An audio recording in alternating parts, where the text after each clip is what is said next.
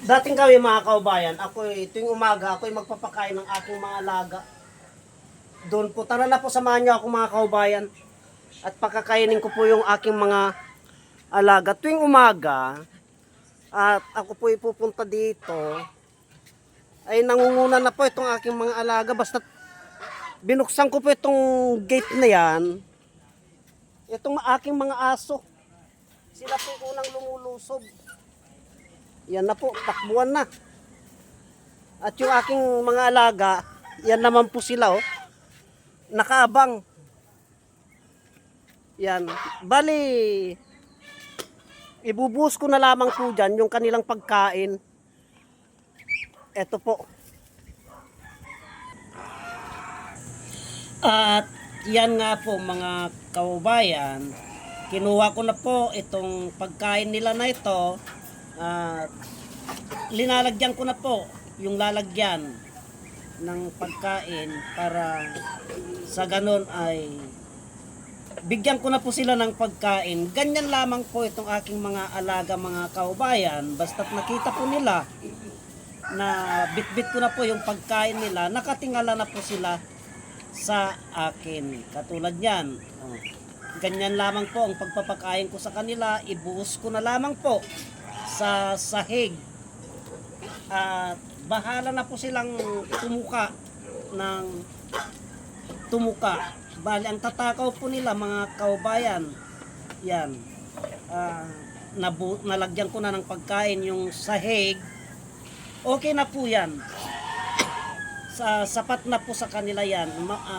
Mamayang hapon ko na naman po sila pakainin mga kaubayan. At ito, bali dalawang klase po yung pagkain nila, kaya hinalo-halo ko po mga kaubayan. Yung Integra tray at saka yung duck layer, pinaghalo ko po yun. Kaya hiyang po nila yung mga ganun mga kaubayan. At ang susunod naman na gagawin ko ay ang maglagay ng tubig sa inuminan nila. At ito nga, si Gansoy ko ay nakabantay po sa tubigan. Wala pong ibang iniisip itong si Gansoy mga kaubayan, kundi buksan ko itong gripo na eto. Dati-dati nung hindi ko pa po hinigpitan yung gripo na yan, ay kayang-kayang buksan ni Gansoy. Kaya lang po hinigpitan ko na po, kaya hindi na niya po kayang tukain. At ito nga po, bago ko po lagyan ang inuminan nila ay linilinisan ko muna po mga kaubayan, kasi pag hindi ko po linisan yan ay marumi po.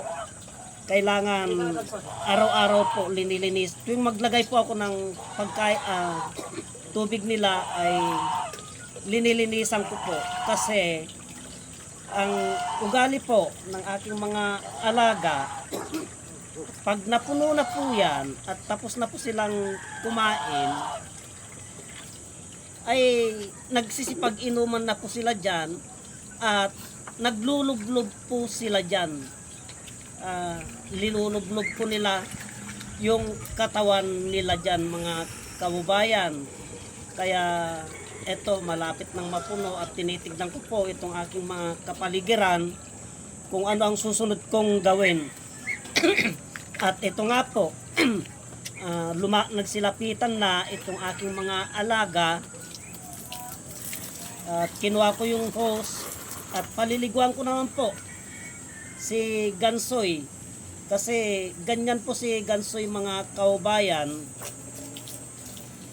Kailangan araw-araw po siyang naliligo, dahil pag hindi po naligo itong aking gansa ay mainitin po ang ulo niyan mga kaubayan.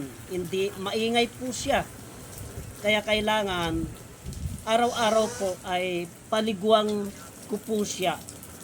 Ganyan po. At itong aking mga alagang pato, nagsilapitan na po sila. At ito, binuhusan ko sila ng tubig para makaligo sila mga kaubayan. At ito, tapos na po ako. At akin naman pong papatayin ang gripo. titignan ko kung ano po ang susunod kong gagawin na naman mga kaubayan. Yan nga po, pinatay ko na itong gripo ng tubig. Kaya antabayanan nyo po yung mga kasunod na videos nito. Itong aking mga pag-alaga hanggang sa mangitlog po silang lahat mga kaubayan.